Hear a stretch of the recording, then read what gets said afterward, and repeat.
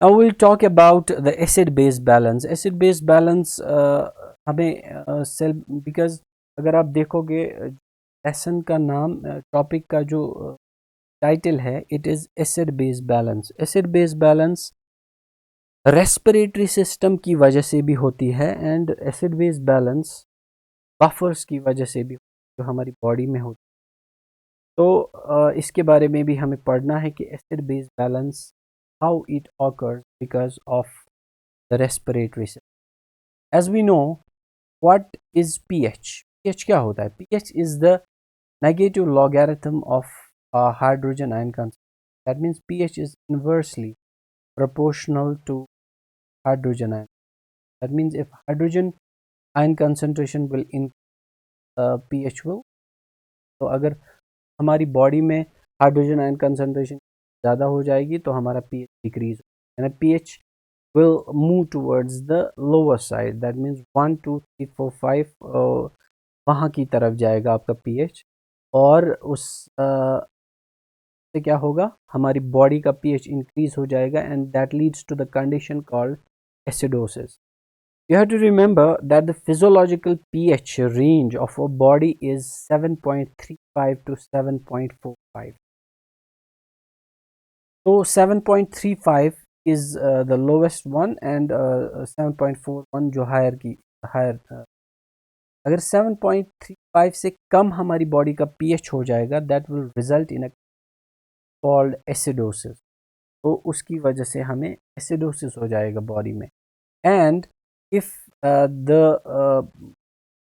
pH will increase beyond 7.45 that will lead to the condition called alkalosis. Alkalosis हो जाएगा. So there are several mechanisms in our body by which that pH is maintained. So one of the systems we call them as buffer system. Buffer system जो हमारी body में होता है वो resist करता है pH की change को. So a solution that resists the change in pH को हम buffer बोलते हैं. और buffering capacity क्या होता है? The gram of acid or alkali that is required to change the pH of 1 unit of 1 liter of solution. That's called buffering capacity of that solution. यानी एक यूनिट का पीएच आपको चेंज करने के लिए आपको एसिड या अल्कली की ज़रूरत पड़ेगी इन 1 लीटर ऑफ सोल्यूशन उस बफरिंग कैपेसिटी. और ये आपने पुरानी क्लासेस में पढ़ा होगा. हेंडरसन हेजलबैच इक्वेशन वहाँ पे यूज करते थे और उसकी वजह से there should be a weak salt and weak acid present है वहाँ पे वो बफरिंग कैपेसिटी होती है या बफरिंग पावर होता है बफर में. दैट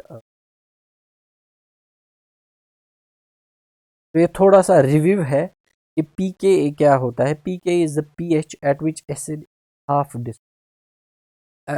जहाँ पे एसिड हाफ डिसोसिएटेड होगा उसको हम पी बोलते हैं. That's called the pK value. तो अगर साल्ट और एसिड होगा they should be in they will be in 1:1 ratio. That's called the pKa value. pKa value होता है pH at which acid is half dis.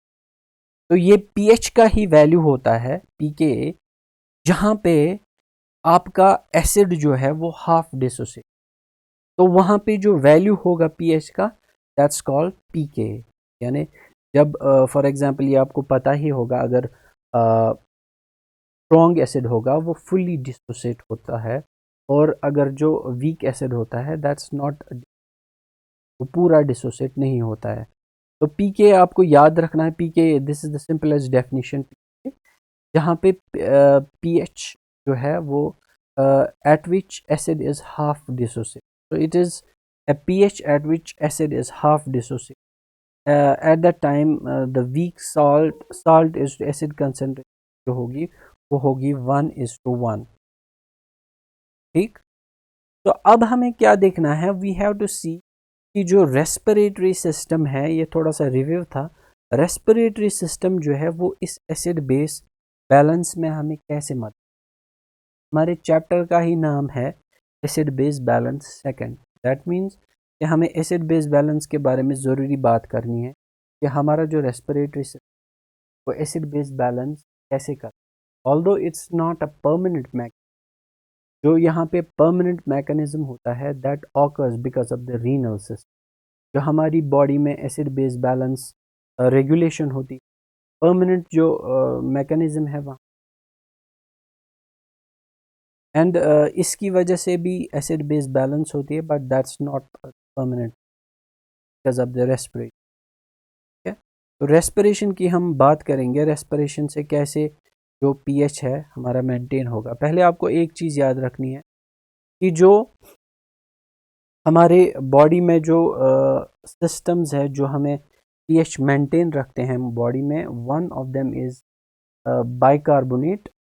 एक उनमें से बाइकार्बोनेट है, जो हमने लास्ट टाइम अगर आपको याद होगा बाइकार्बोनेट के बारे में हम था कि बाइकार्बोनेट कैसे जनरेट होता है with the help of carbonic anhydrase, और वहाँ पे फिर वो एच था हीमोग्लोबिन के एच होता है। And the other system which acts in our body is the phosphate buffer system, and third one is the proteins, of course जो proteins हमारी body में हैं वो भी इसको maintain करते हैं, यानी वो भी those act as buffers and resist the change।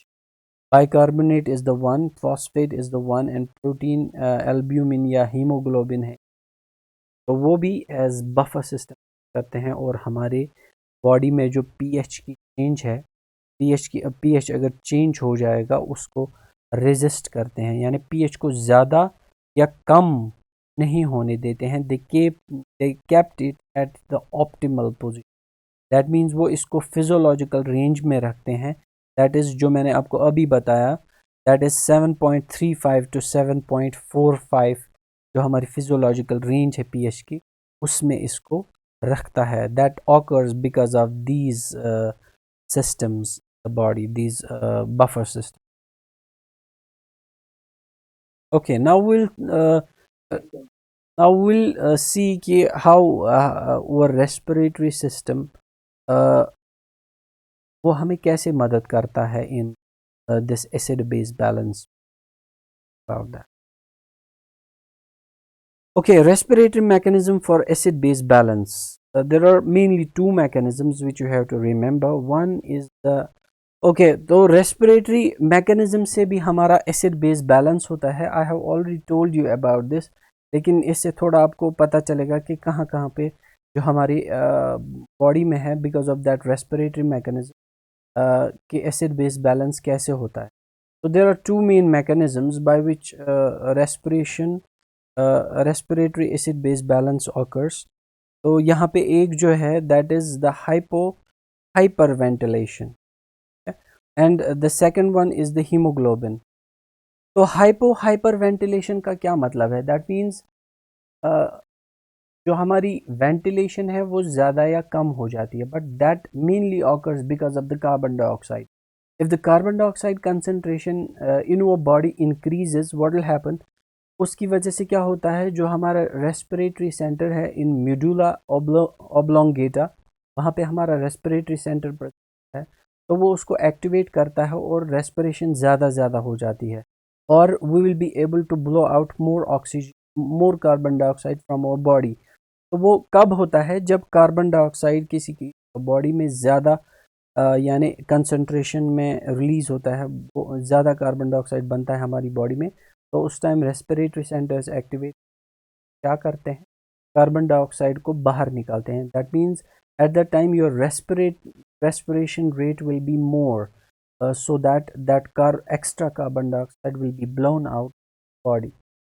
तो क्या होता है, इफ़ यहाँ पे देखोगे आप, अगर pH will be less than 7.35, तो मैंने बताया था it will result in a condition called acidosis।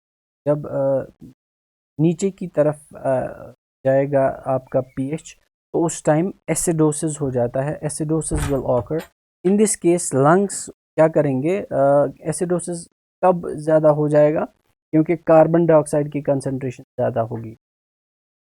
तो आपको हमारी बॉडी क्या करनी चाहिए at the time, carbon dioxide को बाहर निकालना है ज़्यादा, तब जाके वो एसिड कम होगा। तो यहाँ पे क्या होगा, एसिड लंग्स क्या करेंगे, lungs will blow out carbon dioxide out of the body. उससे क्या होगा, जो पार्शियल प्रेशर है हमारी बॉडी में वो कम हो जाएगा। जब पार्शियल प्रेशर कम हो जाएगा, हमें पता है कार्बन डाइऑक्साइड से कार्बोनिक एसिड बनता है H2। लास्ट टाइम मैंने बताया था कि कार्बन डाइऑक्साइड वाटर के साथ मिलता है और वो बनाता है H2CO3 यानी कार्बोनिक एसिड बनाता है। तो कार्बन डाइऑक्साइड की कंसंट्रेशन कम हो जाएगी, यानी एसिडोसिस कम हो जाएगा। जब क्या होगा, कार्बन डाइऑक्साइड आपकी बॉडी से बाहर निकले, that will occur because of the increase respiratory rate. Respiration rate जो है वो बढ़ जाएगी और उसकी वजह से क्या होगा, जो कार्बन डाइऑक्साइड है वो ज़्यादा बाहर निकलेगा।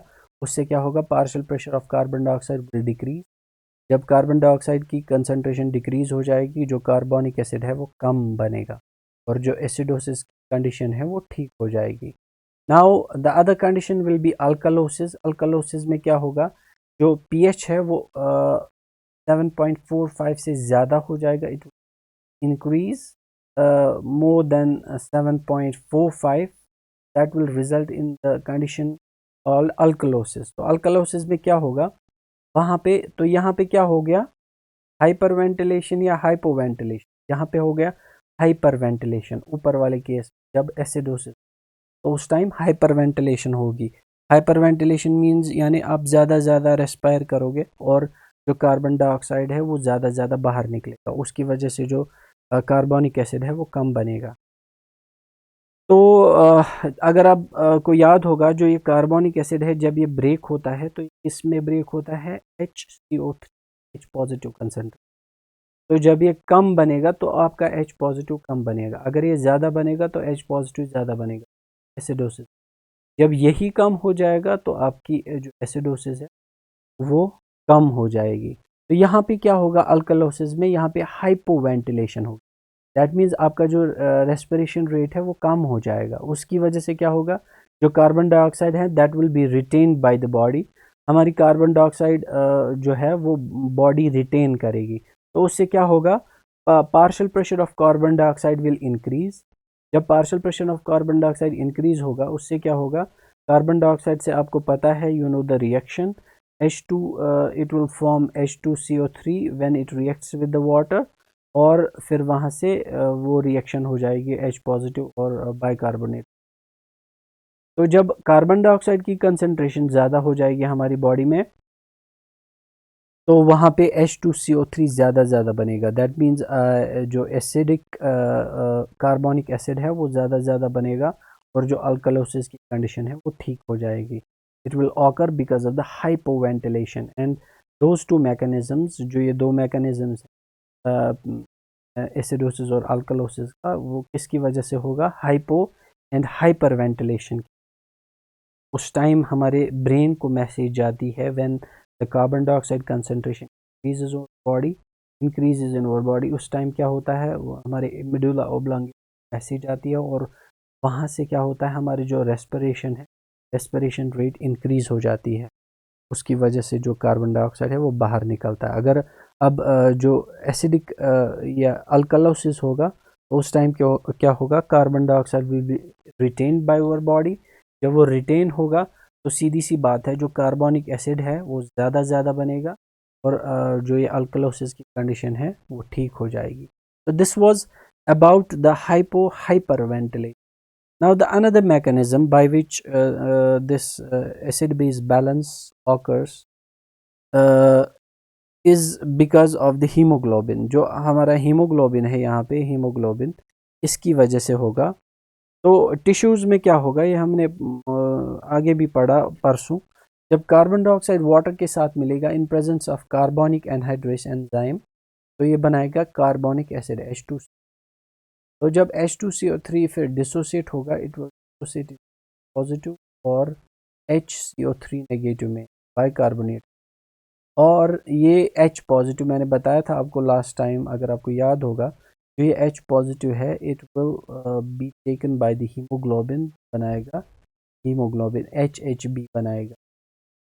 हीमोग्लोबिन के साथ ये H पॉजिटिव मिल जाएगा। सो लास्ट टाइम मैंने बताया कि haemoglobin act as a buffer in our body.